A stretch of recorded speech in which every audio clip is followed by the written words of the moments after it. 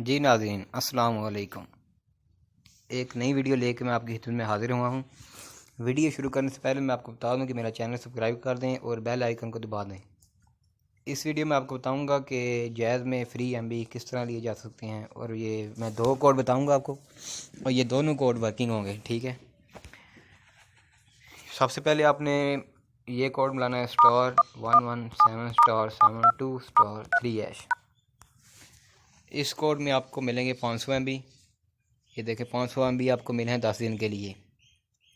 और ये कोड मैं आपको बता दूं कि आज एक दिन आपने कोड लगाना है, आपको 500 MB मिलेंगे। दूसरे दिन फिर आप लगाएंगे, फिर आपको 500 MB मिलेंगे। ठीक है, ये 10 दिन तक आपको लगातार 500 MB मिलेंगे।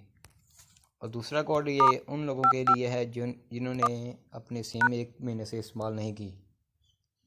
ये कोड मिलाएंगे आप, इसमें आपको 60 दिन के लिए 50 रोज़ाना के 50 MB मिलेंगे, 50 जायज़ मिनट्स। और उसके बाद 6000 MB मिलेंगे आपको, 3000 व्हाट्सएप में मिलेंगे, 3000 SMS मिलेंगे आपको। ठीक है, और जिस तरह आप आगे मतलब 50 का बैलेंस कराएंगे, उसका 50 फ्री मिलेंगे आपको।